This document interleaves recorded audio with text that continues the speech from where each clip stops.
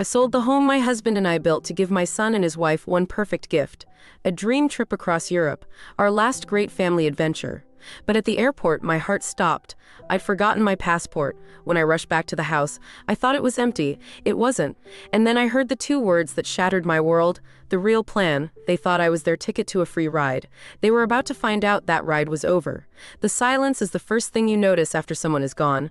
My husband, David, he was not a loud man, but his presence filled every room of our house. His gentle humming while he read the paper, the sound of his workshop in the garage. For 3 years after he passed, the silence was my loudest companion.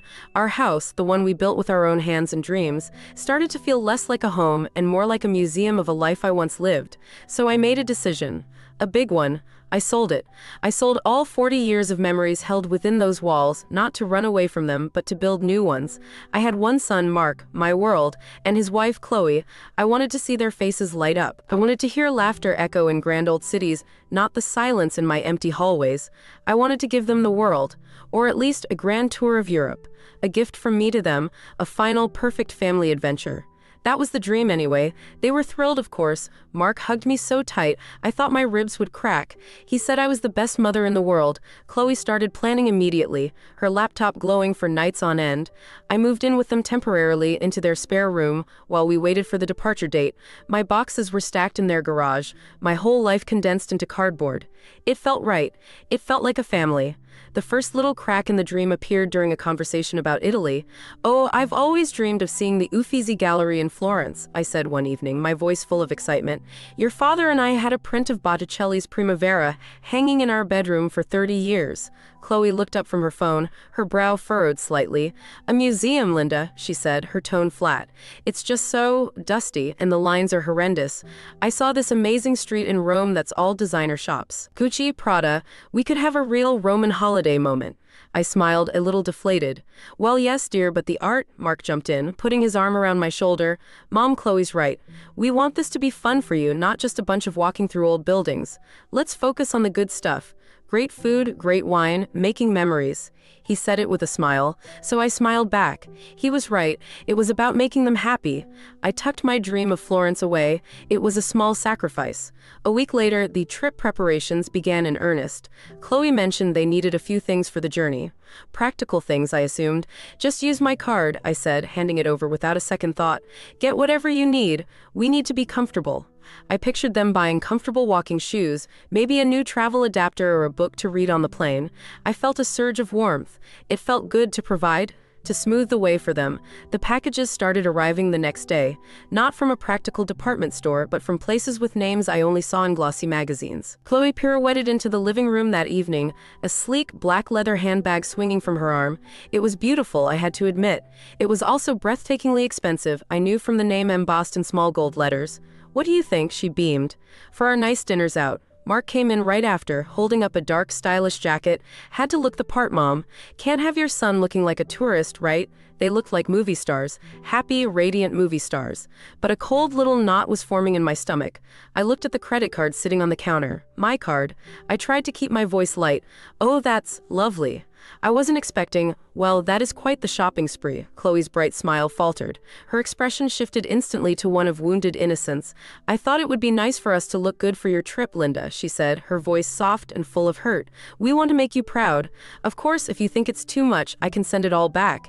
It's no problem." It was a masterful move. In one sentence, she had made me the villain, the stingy old woman raining on their parade. Mark stepped in immediately, right on cue. "Mom, come on, it's all part of the experience. You wanted us to be happy, right? Let's not start counting pennies now. It's vacation time." I felt my face flush. They were right. I was being silly. I was dampening the mood. No, of course not," I said quickly. "You both look wonderful. I'm just being an old worrier." They exchanged a look. A quick, subtle glance of relief, and then the brilliant smiles returned. Later that night, I couldn't sleep. The silence of the spare room felt different. Not peaceful, but heavy. I opened my laptop, my fingers hovering over the keyboard. I just wanted to check the balance. To know. I logged into the credit card account. The total at the top of the screen made me catch my breath. It was more than I had imagined. Much more. I saw the charges for the handbag and the jacket, but as I scrolled down, my eyes landed on a new charge, one they hadn't mentioned. It was from a high-end jewelry store. It was for a man's watch. A very, very expensive man's watch. I stared at the name on the screen. It wasn't a gift for a stranger.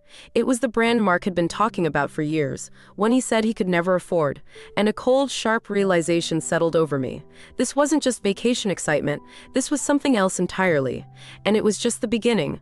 I closed the laptop, but the image of that charge was burned into my mind. A man's watch, more expensive than the first car David and I ever bought. My first instinct was a pang of deep maternal hurt. Why would they hide it then? The excuses started. My mind, desperate to keep the peace, scrambled for explanations. Maybe it was a surprise for Mark from Chloe, a pre-trip celebration. Or maybe it was a gift for me to give to him. A grand gesture for the first night of our grand tour. Yes, that had to be it. I clung to that thought like a life raft. They were just waiting for the right moment. I was spoiling my own surprise. I went to bed telling myself to forget it, to trust them. But the seed of doubt had been planted, and in the days that followed it began to sprout. The huge favor came 3 days before our flight. Chloe approached me with her eyes wide and pleading. It was the same look she'd had when she asked me to co-sign the loan for their house. "Linda, you are going to be my absolute lifesaver," she began. "You know my friend Jessica, she's getting married, and her bridesmaids just threw her a surprise bridal shower this Saturday. I absolutely have to go. I'll be devastated if I miss it," I smiled. "That sounds lovely, dear. Of course you should go." "Well, here's the thing," she said, wringing her hands. "Mark has this incredibly important work dinner he can't get out of. And we have no one to watch Leo." The unspoken question hung in the air. Saturday was the day I had planned to have a farewell lunch with my best friend Judy. It was the last chance I'd have to see her for weeks. But looking at Chloe's desperate face and thinking of my sweet grandson, Leo, how could I say no? "Don't you worry about a thing," I told her, my own plans dissolving. "You go have fun. Leo and I will have a wonderful time." She hugged me, relief washing over her face. Thank you. I promise we'll be back by 10. That Saturday, Chloe left in a flurry of perfume and excitement. Mark left a little later, dressed in a polo shirt and slacks that seemed a bit casual for an incredibly important work dinner. Leo and I had a lovely day. We built a fort out of pillows, we read stories, and we baked cookies. For a few hours, the unease in my heart quieted. This was what being a family was about.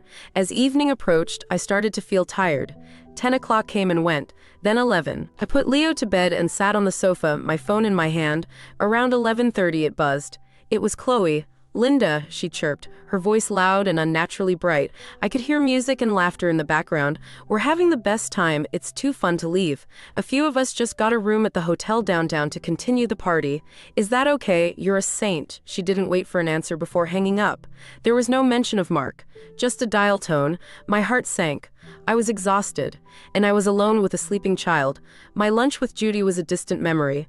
The next morning, as I was making Leo pancakes, I saw a new photo notification on my tablet. A friend of Mark's had tagged him in a picture.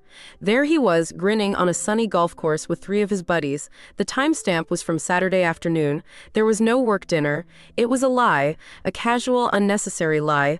They finally rolled in around noon on Sunday.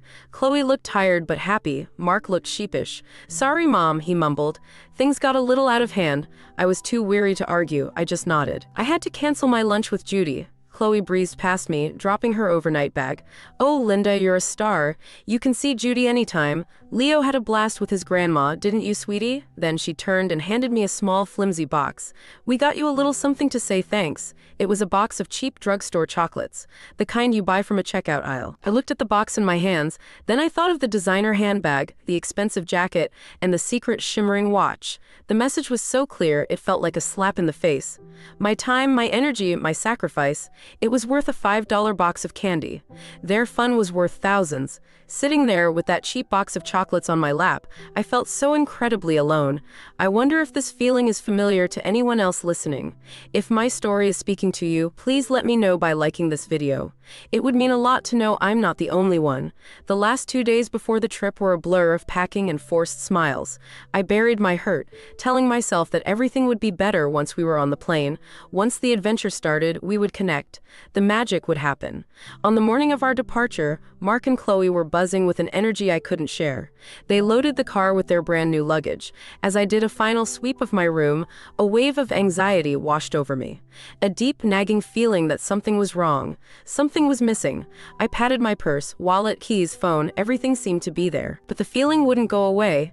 It followed me out to the car, a cold knot of dread in the pit of my stomach whispering that I was forgetting something vital. The airport was a chaotic symphony of sounds, announcements echoing, wheels rattling on the floor, 1,000 conversations happening at once. Mark and Chloe thrived in the chaos, buzzing with an electric energy. They navigated the crowds with a purpose that made me feel slow and out of step. I clutched the handle of my carry-on, the cheap box of chocolates from Chloe still tucked in a side pocket. A ridiculous thing to bring, I know, but it felt like a reminder. A warning. I kept forcing a smile, telling myself the magic was just ahead. Past the check-in counter, through the security gate, the magic was waiting inside the plane. We just had to get there. We finally reached the front of the line. A cheerful airline agent greeted us. "Hello," she chirped. "Passports, please." Chloe and Mark confidently slapped theirs down on the counter. The agent smiled at me. "Yours, ma'am." My heart stopped. It wasn't a beat, it was a full dead stop. The nagging feeling from the car, the cold knot of dread, it all coalesced into a single horrifying realization. My purse felt light, too light. I fumbled with the clasp, my fingers suddenly clumsy. I rummaged through it, my movements becoming more frantic. Wallet, keys, phone, a pack of tissues. But not the stiff, dark blue booklet. It wasn't there. "Mom," Mark's voice was sharp with irritation. "What is it?" "My passport," I whispered, the words catching in my throat. I don't have it. I think it's on my nightstand." A wave of hot shame washed over me. The agent offered a sympathetic grimace. The people in line behind us began to sigh and shift their weight. Chloe closed her eyes and let out a long theatrical sigh. "Oh, Linda, seriously? Today of all days?" There was no sympathy in her voice, only pure, undiluted annoyance. "You have to go back and get it," Mark said, his jaw tight. "Take a taxi, we'll wait here. Just hurry." They didn't offer to come with me. They didn't offer a word of comfort. They just watched me, their faces a mixture of frustration and impatience, as if I were a misbehaving child. The taxi ride back was a blur of self-blame. How could I have been so stupid, so careless? The one thing, the most important thing, and I had forgotten it. Their disappointed faces were seared into my mind. I was ruining their trip. I was ruining everything. I paid the driver and rushed to the front door, fumbling with the keys. The house was just as we'd left it. Quiet, still. I ran to the spare room, my heart pounding with a desperate hope. And there it was, sitting on the nightstand, right where I'd put it so I wouldn't forget. A bitter irony, relief washed over me, so potent it made me dizzy. I snatched it up, ready to race back out the door. But then I froze. I heard voices. My first thought was confusion. They couldn't be here. They were at the airport, weren't they? The voices were coming from the back of the house, from the patio. I crept down the hallway, my sneakers silent on the hardwood floor. The sliding glass door to the patio was slightly ajar, letting in the sounds of their conversation as clear as day. And then I heard it, Chloe's sharp, cutting voice. "I can't believe she's so clueless," she said with a dry laugh. "Good thing she forgot it. Now we have time to discuss the real plan." The passport in my hand suddenly felt as heavy as a brick. "The real plan? Keep your voice down, Chloe." Mark's voice was nervous, hushed. "What if she hears us?" Chloe scoffed, a sound full of derision. "Please, she's practically deaf and thinks we're angels sent from heaven. She's so desperate for a family she'd believe anything." Each word was a physical blow, Chloe continued, her voice gaining a cold, businesslike edge. "Look, it's simple. Once we're in Europe, away from her friends and her whole support system, we start pushing the investment. The Spanish property thing," Mark asked. "It still feels wrong." "What's wrong is your mother sitting on a pile of money while we're struggling. It's our turn, Mark," Chloe snapped. "My cousin gets his finder's fee, we get a fat commission wired to our private account, and she gets a sunny retirement villa that she paid for herself. It's a win-win. She'll be comfortable and will finally be free." She paused, and then delivered the final, fatal blow. "It's not a family vacation, Mark. It's a business transaction. And she is the client. The floor seemed to tilt beneath my feet, the air rushed out of my lungs. My entire world, the dream I had sold my life for, crumbled into dust around me. I wasn't their mother, I wasn't family. I was a client, a mark, a walking bank account to be drained. I didn't make a sound. I backed away from the door, a ghost in the house they already considered theirs. I slipped out the front door and got back into the waiting taxi, the passport clutched in my hand. It was my key to freedom. But not in the way I had thought. My face was a mask of stone. The shock, the hurt, the devastation, it was all there. But beneath it, something new was forming. Something cold and hard and clear as glass. The transaction was about to be canceled. The taxi moved through traffic, but I was completely still. The world outside the window was a silent movie, a blur of colors and shapes that meant nothing. My own world had shrunk to the space inside my head, where their words echoed on a merciless loop. Client, business transaction. Desperate for a family, that last one was the cruelest cut of all. Because it was true, after David died, the silence in my life was a constant ache. I was lonely, and I had hoped with all my heart that this trip, this grand gesture, would bridge the distance that had grown between me and my son. I hadn't been buying a vacation. I had been trying to buy back my family, and they knew it. They had seen my loneliness not as a vulnerability to be healed, but as a weakness to be exploited. Tears pricked my eyes, hot and sharp, but I refused to let them fall. I would not cry for them. They weren't worth the salt in my tears. As the taxi crossed the bridge into the city, something inside me shifted. The deep, vibrating pain of betrayal began to cool. The edges sharpened. It was transforming from a raw wound into a weapon. It was the feeling I used to get in my old job, right before a difficult negotiation. That quiet hum of adrenaline, that sudden, razor-sharp focus. The HR manager I used to be, the woman who could read a contract and a person with equal skill, was stirring from a long slumber. My mind, which minutes before had been a storm of grief, became calm. It began to organize the facts. The shopping spree, Mark's lie about the golf game, Chloe's casual disrespect, the cheap chocolates, the secret watch. They weren't isolated incidents. They were data points on a graph, and the line was trending directly toward robbing me of everything I had left. They had a plan, the real plan, and the most insulting part, they thought I was too old, too fragile, too stupid to ever figure it out. She's practically deaf. She's so clueless. They had looked at me every day and seen not a person, not a mother who had raised one of them and loved them both, but a caricature, a doddering old fool to be managed and manipulated. Their arrogance was astounding, and it was going to be their downfall. As I sat there, invisible to my own family, my reflection a blur in the taxi window, I wondered how many other people have been made to feel like a ghost in their own lives, how many others have had their kindness mistaken for weakness. If this story is touching something deep inside you, I'm curious to know where you're listening from.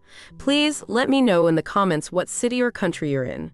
It's a comfort to know my voice is reaching someone, somewhere. My phone buzzed in my purse. A text from Mark. "Where are you? Boarding starts in 45 minutes. Before, that message would have sent a jolt of anxiety through me. Now, I looked at it with a strange detachment. They were waiting for their client to arrive, their funding to be secured. The taxi pulled up to the departure's curb. I paid the driver, my movements steady and deliberate. I took the passport out of my bag. This little book was meant to be my ticket to their trap. Instead, it would be my key to escaping it. I took a deep breath, the airport air feeling different this time. It didn't smell of jet fuel and anxiety anymore. It smelled like freedom. I smoothed the front of my jacket and pushed the revolving door, walking back into the terminal. My face was calm, my eyes were clear. The show was about to begin, but it would be my production on my stage, and by my rules. Walking back through the terminal was like seeing in color for the first time. Before, the crowd had felt overwhelming, a chaotic sea I was struggling to navigate. Now I saw it for what it was, just people, each moving with their own purpose. And for the first time since my husband died, I had a purpose too. It was a cold, hard, beautiful thing. I spotted them near the check-in counter, right where I had left them. Chloe was tapping her expensive shoe impatiently on the polished floor, arms crossed over her chest. Mark was pacing back and forth in a tight little circle, looking at his new secret watch. They looked like caged animals, annoyed that their feeding time had been delayed. They were waiting for their client. I smoothed my hair, took a breath, and rearranged my face into a mask of weary apology. I had to play the part they expected me to play, just for a few more minutes. "I'm so sorry about this," I said, letting my voice tremble just a little. "I feel so flustered, my hands are shaking." I held one out to show them. It wasn't hard to fake. The adrenaline was real. "My throat is so dry," I continued. "Could one of you possibly get me a bottle of water? And maybe a hot tea? I think I need to sit down for a moment." Chloe's eyes rolled so far back I thought she might see her own brain, but she nodded, anything to get the process moving again. "Fine," she sighed. "Come on, Mark, let's go. Stay right here, Linda. Don't wander off," as if I were a toddler. I watched them walk away toward a distant cafe, their backs straight and self-important. The moment they were out of sight, my mask fell away. I turned and walked crisply to a quieter corner near the departure gates. I pulled out my phone. My fingers were steady now. I had a 10-minute window. I would not waste a second. My first call was to the premium line of my bank. A familiar voice answered. "Mr. Chen, good morning. It's Linda Carmichael." "Mrs. Carmichael, I trust you're calling from the airport. I hope you have a wonderful trip," he said warmly. "There's been a change of plans," I said, my voice cool and professional. "I need you to take 3 immediate actions on my accounts. First, I need you to place an immediate and permanent freeze on my credit card ending in 4277. The reason is fraud." There was a pause. "Of course, I've done it. Is everything all right?" "Everything is about to be," I replied. "Second, I want you to look at the account we designated the trip fund. I want you to wire the entire remaining balance down to the last cent into my private investment portfolio account. Effective immediately." This time the pause was longer. "That's a significant transfer, Mrs. Carmichael." "Yes, it is. And it's a necessary one. Please confirm when it's done." I could hear him typing furiously. "The transfer is complete," he said, his voice now cautious. "The trip fund account is now empty." "What is the third action?" "The third action, Mr. Chen, is for you to have a wonderful day. Thank you for your prompt assistance." I hung up before he could ask another question. One down. My next call was to my oldest friend, Judy. She picked up on the second ring. "Linda, aren't you supposed to be in the air?" "Change of plans," I said, a small, genuine smile touching my lips for the first time that day. "Judy, you are not going to believe what I just found out." I gave her the 30-second version. The patio, the plan, the business transaction. Her silence on the other end was stony. "That little," she began, her voice a low growl. I cut her off. "I'm fine, Judy. In fact, I'm better than fine," I said. "But I have a feeling my current living arrangements are about to expire. Could I possibly impose on you for a few days?" "Linda," she said firmly, "my guest room has been waiting for you for 3 years. Get over here as soon as you're done." 2 down. I disconnected the call and took a deep breath. My heart wasn't pounding anymore. It was beating with a slow, steady rhythm. I had just dismantled their entire scheme from a plastic chair at gate B12. I had taken back my money, my future, and my life, all while they were in line for a $5 bottle of water. I looked up and saw them walking back, weaving through the crowd. Mark was carrying a water bottle. Chloe had a cup of tea and an annoyed expression. They were bringing a cup of tea to a woman whose life they had just tried to ruin, and they had no idea that she knew. They had no idea that the client had just liquidated the company. I put my phone away, stood up and met them halfway. Chloe pushed the tea into my hand. I took a slow sip, looking at them both over the rim of the cup. My face was perfectly, serenely blank. The ball was now in my court, and I was ready to serve. They stood there, waiting for me to finish my tea like an obedient child. The impatience was rolling off them in waves. They were so close to the finish line they could taste it. I lowered the paper cup, folded it neatly in on itself, and dropped it into a nearby trash can. My movements were slow, measured. Everything from this moment forward would be on my terms. I turned back to them, my face a pleasant, unreadable mask. "You know what," I said, my voice as calm as a frozen lake. "All this rushing around, the stress of forgetting my passport, I'm not feeling up to it. I don't think I'm going to go." The silence that followed was more shocking than if I had screamed. Mark and Chloe just stared at me, blankly, as if I had started speaking in a foreign language. Mark was the first to recover. "What, Mom? Don't be silly," he said with a forced, nervous laugh. "We're about to board. You're just a little flustered." "No," I said simply. "My mind is made up. I'm going to stay home." Chloe's face, which had been a mask of irritation, was now a canvas of pure panic. Her eyes darted around as if looking for the right script. This scene wasn't in her plan. "Linda, we can't go without you," she exclaimed, her voice a little too high. "The whole trip was for you. We planned everything around you, and I appreciate that," I said smoothly. "Which is why I insist, you two go. Enjoy yourselves. It's all paid for." I let that lie hang in the air between us. A beautiful, tempting, poisonous fruit. I was giving them the rope. I knew they would take it. Their greed was at war with their confusion. I could see the calculations happening behind their eyes. A free trip to Europe without the old lady tagging along, it was probably better than their original plan. "Mom, please," Mark tried one last time, his voice pleading. He put his hand on my arm. "Don't do this. This trip was supposed to be for us. For the family." I looked from his hand on my arm to his face, his handsome, weak face. I felt a pang of loss, not for the son I had, but for the son I thought I had. "Oh, I know exactly who this trip was for, Mark," I said softly. "They didn't catch the meaning. They only heard what they wanted to hear." "Think of it as a gift from me," I continued, giving his hand a gentle pat. "A farewell gift of sorts. Go on, you'll miss your flight." I saw the moment they gave in. A shared look of resignation and barely concealed excitement. They had gotten what they wanted. Or so they thought. Well, if you're sure, Chloe said, already turning toward the gate. I'm positive, I said. Have the time of your lives. They started to walk away, pulling their brand new, expensive luggage behind them. Just before they reached the gate agent, I called out one last thing. My voice was still quiet, but it cut through the airport noise. And Chloe, she turned back, an impatient flick of her head. I smiled a sweet motherly smile. That's a lovely watch Mark is wearing. Tell him he should be careful with it. The color drained from her face. I saw a flicker of pure panic in her eyes. The confusion, the dawning horror. How did I know? What else did I know?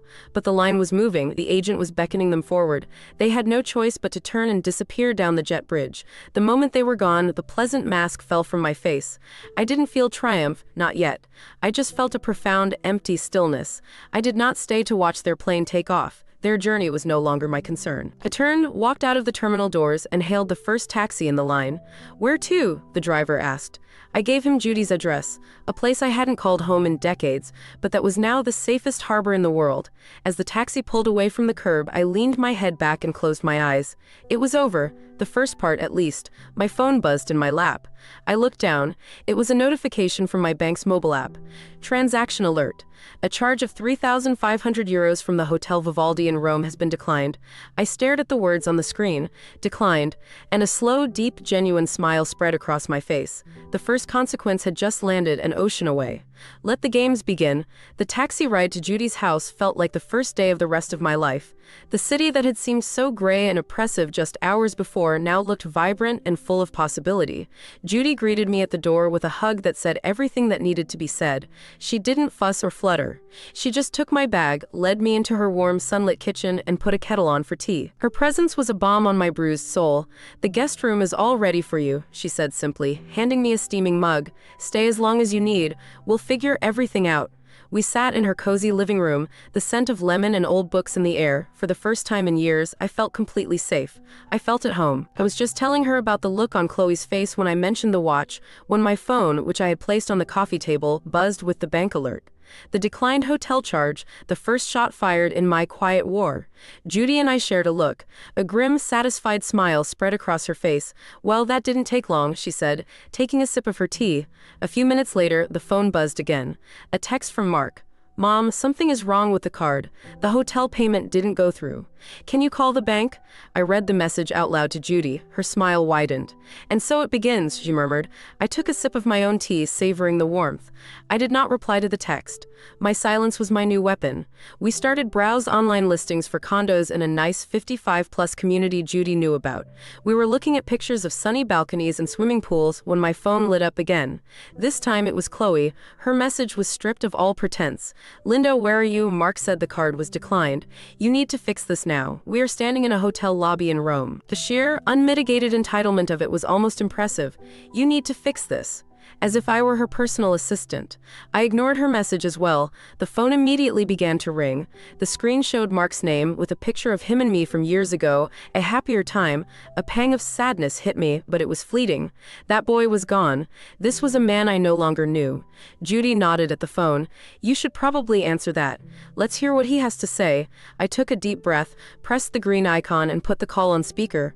Mom, Mark's voice was a frantic shout, echoing slightly. Why didn't you answer? What is going on? They're about to kick us out of the hotel. I did tell you to be careful with that watch, Mark, I replied, my voice even. I noticed some very suspicious activity on my accounts, so I had to take precautions. What suspicious activity? He demanded. In the background, I heard Chloe's shrill voice yelling, What is she talking about? Ask her about the trip fund. Tell her to transfer the money. Mark's voice lowered, trying to sound reasonable, but the panic was still there. Mom, this isn't funny. Just transfer the money from the trip fund so we can pay them. We can sort this out later. I'm afraid that's not possible, I said. Why not? He yelled. I paused, letting the silence stretch across the thousands of miles between us. I wanted him to feel it, because that account no longer has any funds in it. I had to move my assets to a more secure location.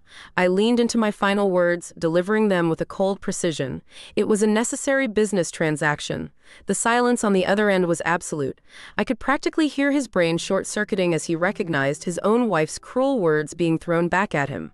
I heard a gasp, then some muffled shouting from Chloe. I didn't wait to hear more.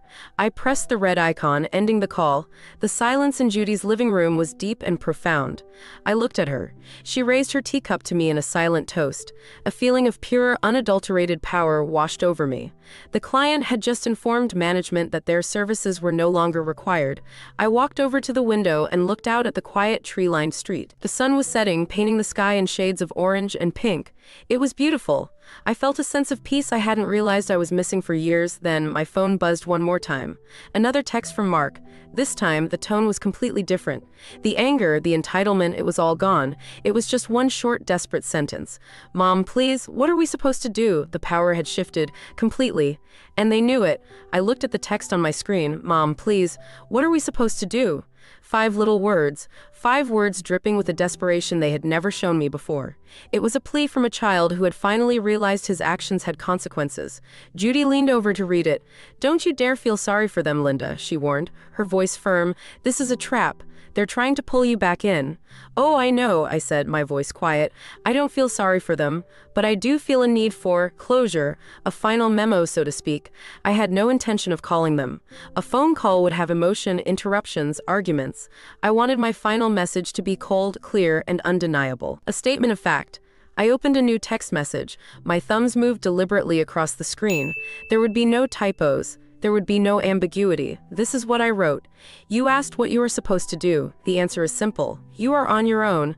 The money you spent on designer luggage, luxury goods, and that watch is gone. The larger sum you planned to swindle from me for your Spanish property deal is now secure in a place you will never touch. There will be no more funds, no more transfers, and no more help. However, I am not without some small mercy. Your return plane tickets are paid for and are still valid for their original date in 3 weeks. Consider that my final gift. How you eat, where you sleep, and how you manage until then is your responsibility to figure out. Think of it as a lesson in budgeting. This is the last communication you will receive from me on this matter. Any further attempts to harass, manipulate, or contact me will be forwarded directly to my lawyer. I have already retained one." I paused before typing the last word. I erased Mom and simply typed my name. "Linda." I read it over one last time. It was perfect. It was a fortress. I pressed send. Then, without a moment's hesitation, I went into my contacts, found Mark and Chloe, and pressed block. Their frantic replies, their pleas, their anger. I would never see them.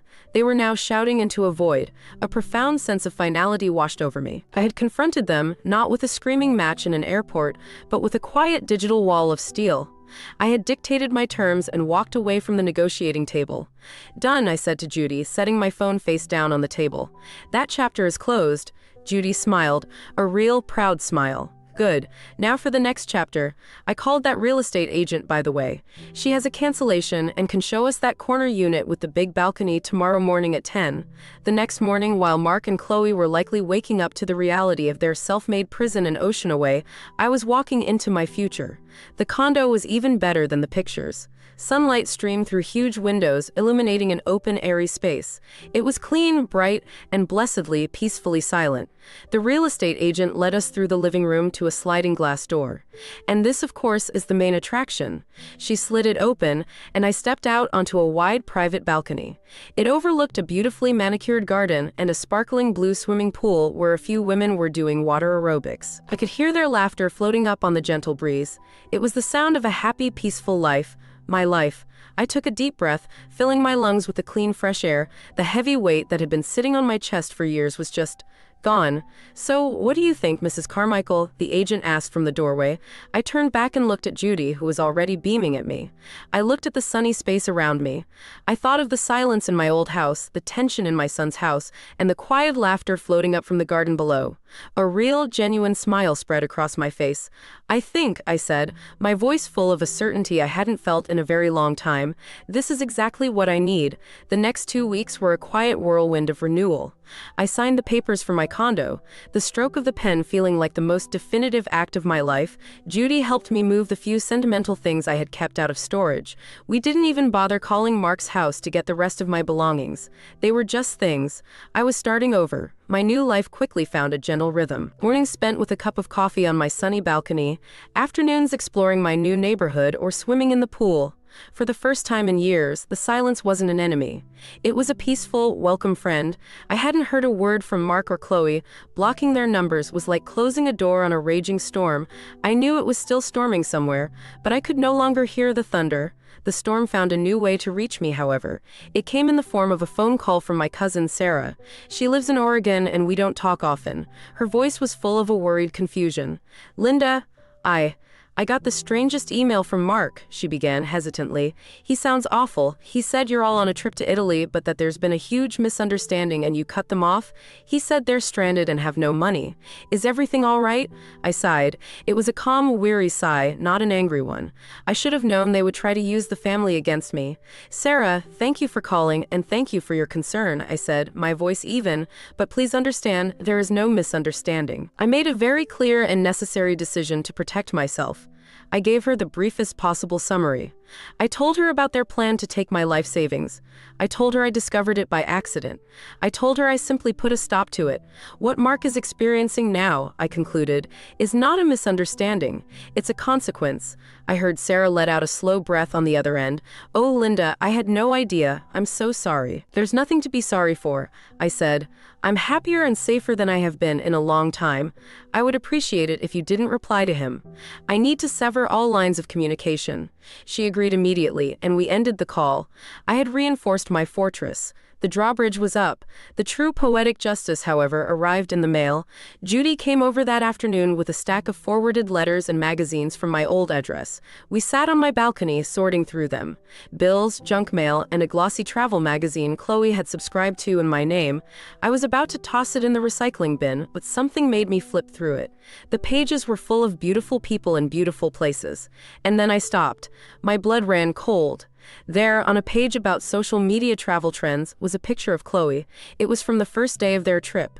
She was posing in front of the Colosseum in Rome, holding up her new designer handbag, a smug, self-satisfied smirk on her face. The caption she had posted was printed below: "Living my best life in Rome." So #blessed and #grateful for this incredible gift. But that wasn't the point of the article. Her photo was being used as an example. The headline above it read, "Vacation Bragging or Digital Begging? The Cringeworthy World of Performative Travel." The article went on to mock the hollow trend of staging photos that screamed wealth, calling it tacky and inauthentic. They even included a few anonymous online comments below her picture. One read, "Looks more like she's trying to sell the handbag than see the history." Another said, "Blessed to have a credit card maybe." They had publicly shamed her. She had gotten the attention she so desperately craved, but it was the vicious, mocking kind. She had tried to project an image of effortless wealth, and the world had called her out on it. Seeing her there, praised and then shamed in the same breath, it made me realize this was never about family. It was about an image. My story is about breaking free from that image they tried to force on me. If you believe in breaking free too, please subscribe to this channel so more stories like this can be heard. I closed the magazine, not with a feeling of malice, but with a profound sense of irony. They had created their own narrative, and now the world was writing a new, truer one for them. Just then, there was a knock on my front door. I opened it to find a courier, holding a small box and a clipboard. It was a registered package that required a signature. Confused, I signed and took the box inside. It was light. I tore open the cardboard. Inside, nestled in bubble wrap, was the watch, Mark's expensive secret watch. Underneath it was a single piece of notepaper folded in half. The handwriting was a desperate scrawl. "I sold everything else. The cameras, the luggage. Please, we are starving. This is all I have left. Call me, Mark." I stared at the watch in my hand, the ultimate symbol of their greed and deception, now returned as a pathetic white flag of surrender, a final, desperate plea. I stood in my new sunlit living room, the weight of the watch in one hand and the flimsy, desperate note in the other. For a fleeting moment, a ghost of an old feeling surfaced, not pity, but a deep, aching sadness for the little boy I used to read bedtime stories to. Where had he gone? When did his heart become so hard? Judy must have seen the flicker in my eyes. She walked over and gently placed her hand on my arm. "Don't, Linda," she said softly, but her voice was like steel. "This isn't a cry for help. It's a key. He's trying to see if it still fits in the lock of your heart. He's testing your new walls to see if they'll crumble." She was right. Of course she was right. This wasn't a surrender. It was a final, desperate attempt at manipulation. I looked down at the watch, its face gleaming under the lights. It was a beautiful, cold thing. It represented everything that was wrong between us.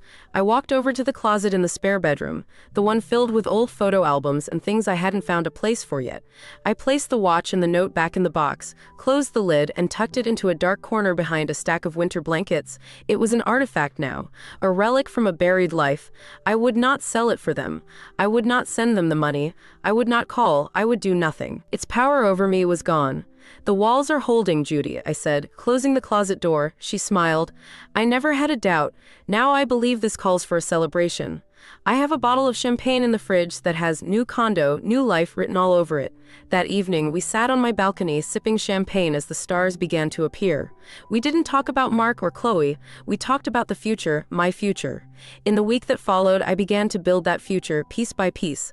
I joined the community book club. The first book was a historical novel about Florence. Ironic, isn't it? I spoke about Botticelli, and this time, people listened with genuine interest. I started swimming laps in the pool every morning. I felt my body, which had felt so tired and heavy, grow stronger each day. I made friends with the women from the water aerobics class, a boisterous, laughing group of widows and divorcees who had all, in their own way, rebuilt their lives. They welcomed me into their circle without question. One afternoon, I drove myself to the local art museum. I spent 3 hours there. I stood in front of a single painting for 20 minutes just because I could. No one rushed me. No one complained that it was dusty or boring. It was a quiet, perfect pilgrimage. I was discovering the simple, profound joy of my own autonomy. The freedom to eat what I wanted, watch what I wanted, to simply be. The silence I once feared was now a canvas, and I was slowly painting it with new colors, new sounds, new joys. One evening, I found myself looking at travel brochures again. But this time, they were different. One was for a solo traveler's tour of the English countryside. Another was for a group cruise through the Alaskan glaciers with some of my new friends.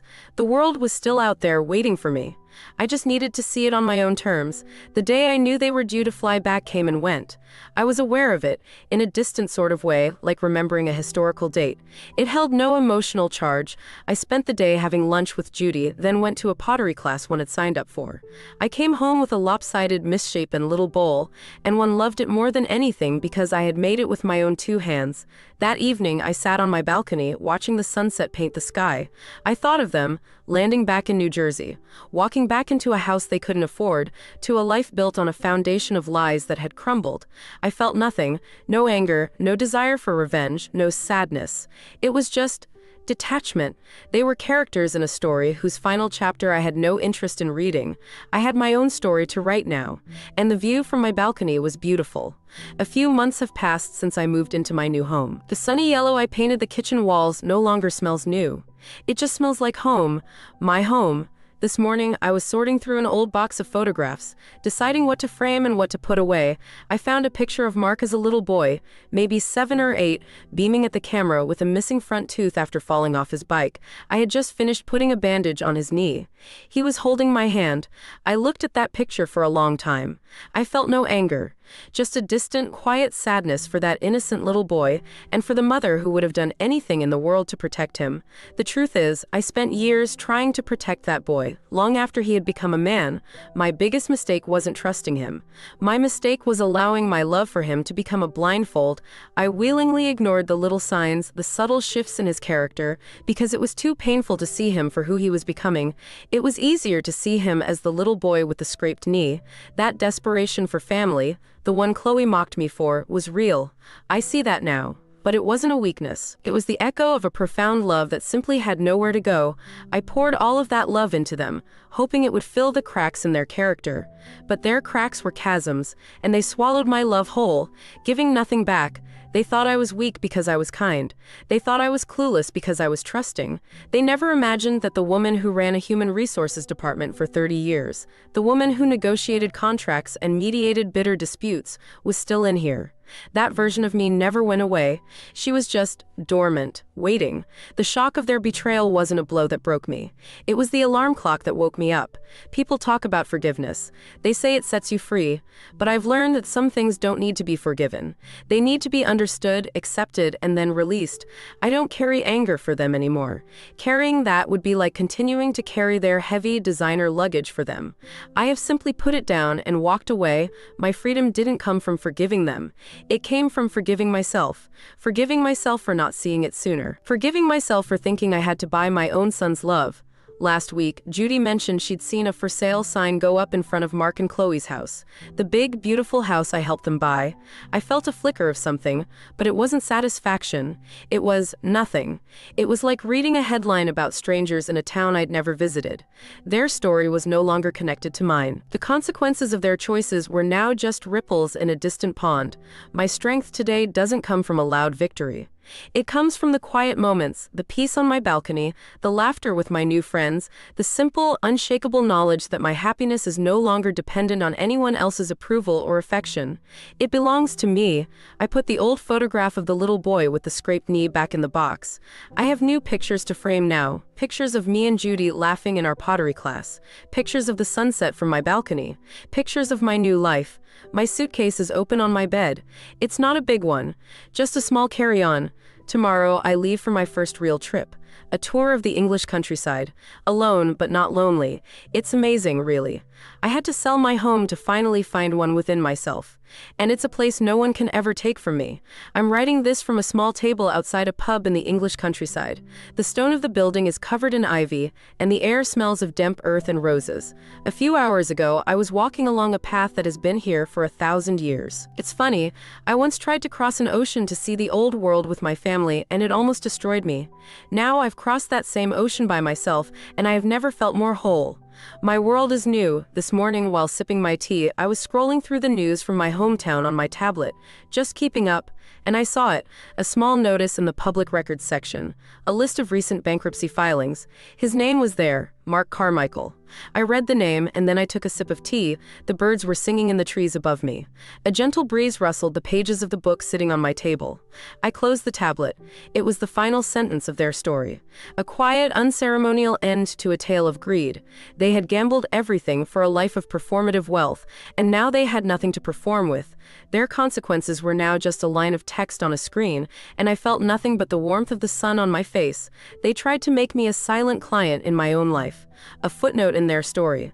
They took my voice and my trust and tried to turn it into currency, but they failed. I found my voice again, not in a shout, but in a quiet decision made in the back of a taxi. I found it in a phone call to my bank, in a text message that built a wall, and in the closing of a closet door on a painful memory. This story, sharing it with all of you, is the final reclamation of that voice. It's the proof that I am no longer a client. I am the author of my own life, and your support, your listening, it makes this voice stronger. It sends a message out into the world. Every subscription, every like, every comment, it's not just a number on a screen. It is a chorus, a powerful chorus that says we will not be silenced.